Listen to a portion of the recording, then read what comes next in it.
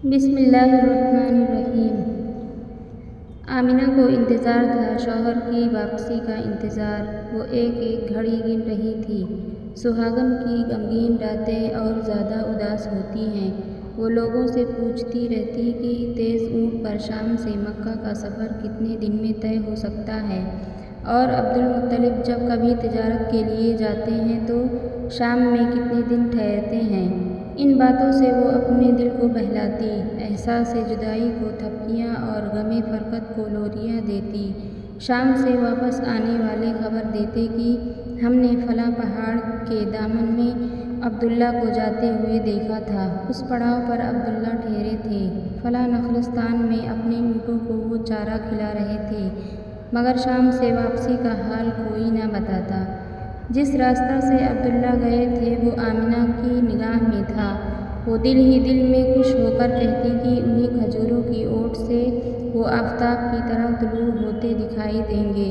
सुर्ख ऊँट, उसकी गर्दन में घंटी पड़ी हुई, खूबसूरत कजावा, पानी की वो छागल जिसका तस्मा मैंने अपने हाथों से बांधा था। और फिर वो कुरैश बढ़कर अहलन व सहलन कहेंगे, और अब्दुल मुत्तलिब बेटे के लाए हुए दिरहमो दीनार खुशी खुशी गिनते होंगे। इसी इंतज़ार में कई महीने बीत गए। खुद अब्दुल मुत्तलिब को बेटे की फ़िक्र हो गई। मालूम हुआ कि मदीना से शाम के वक्त काफ़िला आया है। काफ़िले वाले बहुत थके हारे हैं। सुबह सवेरे अब्दुल मुत्तलिब के यहाँ खैर खबर देने के लिए आएंगे। मगर अब्दुल मुत्तलिब तलवार लेकर उठे, आने वालों से खुद जाकर मिले। उन्हें बताया कि अब्दुल्ला शाम से वापस होकर यसरब में ठहर गए हैं, बीमार हैं। जब हम चले हैं तो उनको बुखार था। आमिना ससुर के इंतज़ार में दहलीज से लगी खड़ी थी कि यसरब से आए हुए काफ़िला वालों की ज़बानी कोई खैर खबर ज़रूर मिली होगी। अब्दुल मुत्तलिब के चेहरे पर फ़िक्र व परेशानी के आसार नुमायाँ थे, मगर बहू को मुंतज़िर व निगरां पाकर उन्होंने दिल गिरफ्ती को छुपाना चाहा। कड़क कर बोले, अब्दुल्ला को यूं ही बुखार सा आ गया है। सफ़र भी तो बहुत लंबा था। जवान आदमी का बदन थकान से यूं भी गर्म हो जाता है। फ़िक्र की कोई बात नहीं है, वहाँ अपने अजीज़ों में वो ठहरा हुआ है। यसरब के लोग बहुत मतवाज़ा और दर्दमंद होते हैं। तीमारदारी में कोई कसर न उठा रखेंगे। मैं कल सुबह हारस को यसरब भेज दूँगा। वो अब्दुल्ला को अपने साथ ले आएगा। शौहर की बीमारी की खबर पाकर आमिना का कलेजा धक से होकर रह गया। वो बीमार हो गए, यसरब में हैं, ये अल्फाज उसके कान के पर्दों में चुभकर रह गए। एक ज़बरदस्त धचका सा लगा। आँखें खुश्क थीं पर दिल रो रहा था।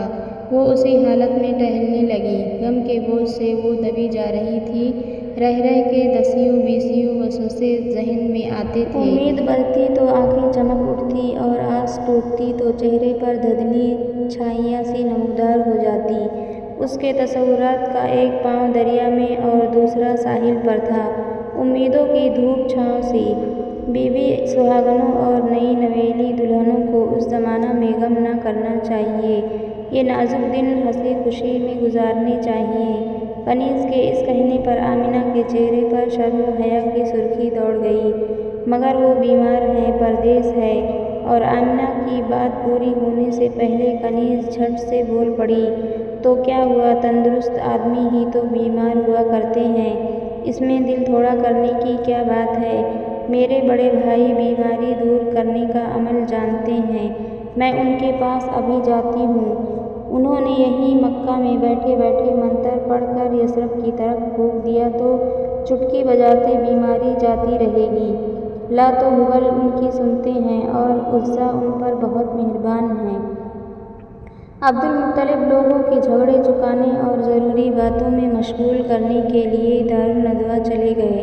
कनीज़ रोटियां पकाने लगी। घर की दूसरी औरतें अपने अपने कामों में लग गईं, मगर आमिना का दिल यसरब में पड़ा था। वही एक तसव्वुर, वही एक याद।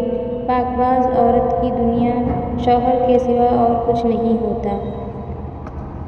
वीडियो पसंद आए तो लाइक सब्सक्राइब ज़रूर कर दें।